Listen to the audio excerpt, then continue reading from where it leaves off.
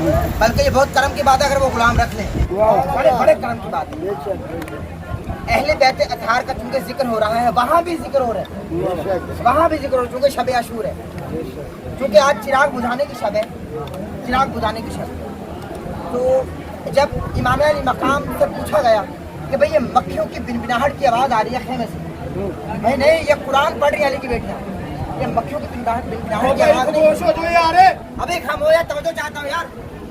بس ایک آدھ بات کہنا چاہتا ہوں یار، سنو یار، آپ اکٹھے ہو گئے یار، سب اہل بیت کے چاہنے والے یار اکٹھے ہو گئے، بس ایک آدھ جملہ کہنا چاہتا ہوں۔ کس نے پوچھا تھا، کس نے آقا علیہ الصلوۃ والسلام سے پوچھا تھا کہ قیامت کب آئے گی؟ انتہائی قابل توجہ بات، کسی نے آقا سے پوچھا قیامت کب آئے گی، تو آقا نے فرمایا کہ یہ دو میری انگلیوں کے درمیان جتنا فاصلے، یہ آپ کو اور قیامت کے بیچ میں فاصلے، میں بہت بڑی بات کر رہا ہوں بھائی، کہ بھائی امام جعفر صادق کا قول ہے، امام جعفر صادق امام جعفر صادق سے پوچھا گیا کہ امام یہ تو بتائیے قیامت کب آئے گی؟ امام نے بتایا کہ ہمارے جد بتاتے ہیں، یعنی ہمارے نانا بتاتے ہیں، کہ ان کے پاس صحابی آیا اور پوچھنے لگا یا رسول اللہ قیامت کب آئے گی؟ تو آپ نے فرمایا کہ بھئی یہ جو میری انگلیوں کے درمیان فاصلہ ہے نا، یہ آپ کے اور قیامت کے بیچ میں فاصلہ ہے، تو قیامت آئے گی۔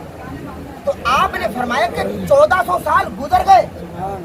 ابھی تک قیامت کا نام و نشان تک نہیں ہے، 1400 سال گزر گئے،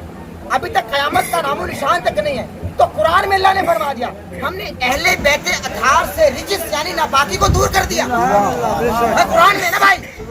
کہ ہم نے اہل بیت اطہار سے رجس یعنی ناپاکی کو دور کر دیا۔ پھر پوچھنے والے نے امام سے پوچھا کتنا دور کر دیا؟ امام نے کہا یہ سوال صحابی نے بھی پوچھا تھا کہ قیامت کتنی دور ہے، تو فرمایا تھا کہ بھئی یہ انگلیوں کے درمیان فاصلے قیامت دور ہے، ابھی 14 سال گزر گئے قیامت نہیں آئی۔ تو قابل توجہ بات ہے کہ آل محمد کا قریب اتنا دور ہے کہ قیامت قریب ہے بھائی، قریب اتنا دور ہے، تو دور کتنا دور ہوگا بھائی، دور کتنا دور ہوگا۔ تو آج کی حقیقتاً وہ شب ہے، آج ہی وہ شب ہے کہ جب اہل بیت اطہار کی آخری شب ہے، لیکن حسین کا امتحان ابھی کل ختم ہو جائے گا، لیکن بی بی زینب سلام اللہ علیہ کا امتحان شروع ہو جائے گا، اور وہی اصل امتحان ہے، وہی اصل امتحان ہے، کیونکہ جب حسین نے امتحان دیا تو تمام اصحاب موجود تھے، لیکن جب بی بی زینب سلام اللہ علیہ کا امتحان شروع ہوا